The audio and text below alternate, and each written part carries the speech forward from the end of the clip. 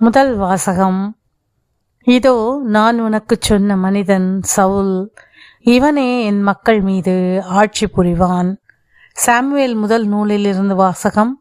அதிகாரம் 9, இறை திருவசனங்கள் 1 முதல் 4, 17 முதல் 19 மற்றும் அதிகாரம் 10, இறை திருவசனம் 1.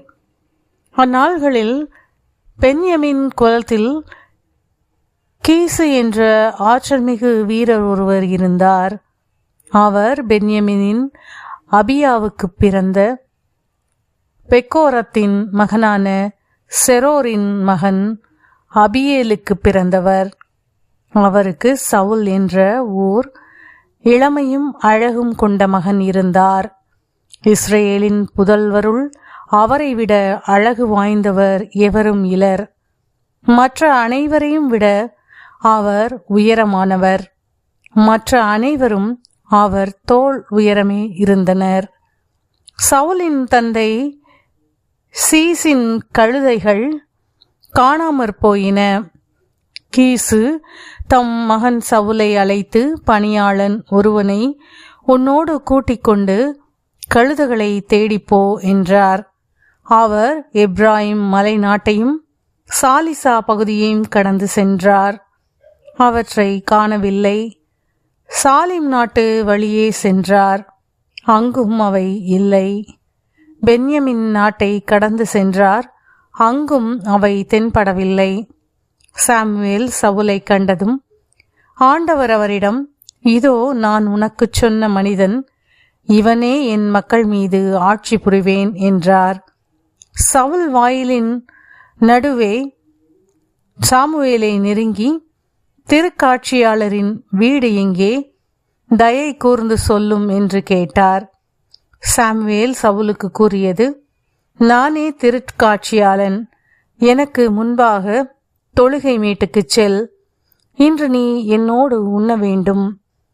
உன் உள்ளத்தில் இருப்பது அனைத்தையும் நாளை காலையில் நான் உனக்கு எடுத்துரைத்து உன்னை அனுப்பிவிடுகிறேன்.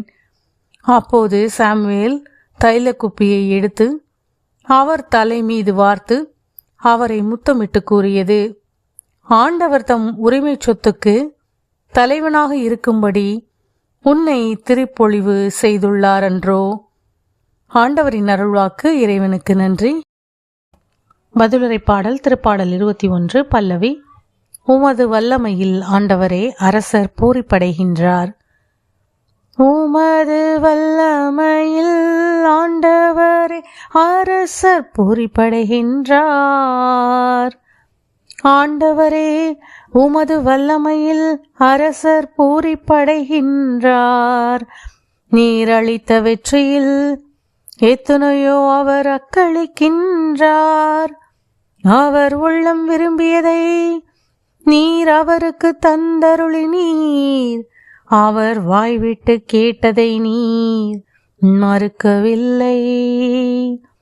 உமது வல்லமையில் ஆண்டவரே அரசர் பூரிப்படைகின்றார். உண்மையில் நலமிகு கொடைகள் ஏந்தி நீர் அவரை எதிர்கொண்டீர். அவர் தலையில் பசும் பொன் முடி சூட்டினீர். அவர் உம்மிடம் வாழ்வு வேண்டி நின்றார். நீரும் முடிவில்லா நீள ஆயுளை அவருக்கு அளித்தீர். உமது வல்லமையில் ஆண்டவரே அரசர் பூரிப்படைகின்றார். நீர் அவருக்கு வெற்றி அளித்ததால் அவரது மாட்சிமை பெரிதாயிற்று. மேன்மையையும் மாண்பையும் அவருக்கு அருளினீர். உண்மையாகவே எந்நாளும் நிலைத்திருக்கும் ஆசைகளை அவர் பெற்றுள்ளார். உமது முகத்தை அவர் மகிழ்ச்சியுடன் கண்டு களிக்கச் செய்தீர். உமது வல்லமையில் ஆண்டவரே அரசர் பூரிப்படைகின்றார். நற்செய்தி வாசகம். நேர்மையாளர்களை அல்ல, பாவிகளையே அழைக்க வந்தேன். நார்க்கு எழுதிய தூய நற்செய்தியிலிருந்து வாசகம். அதிகாரம் 2, இறை திருவசனங்கள் 13 முதல் 17 முடிய. இயேசு மீண்டும் கடலோரம் சென்றார். மக்கள் கூட்டத்தினர் எல்லாரும் அவரிடம் வரவே அவர் அவர்களுக்கு கற்பித்தார். பின்பு அங்கிருந்து அவர் சென்றபோது அல்பேயுவின் மகன் லேவி சுங்கச்சாவடியில் அமர்ந்திருந்ததை கண்டார். அவரிடம், என்னை பின்பற்றி வா என்றார். அவரும் எழுந்து இயேசுவை பின்பற்றிச் சென்றார்.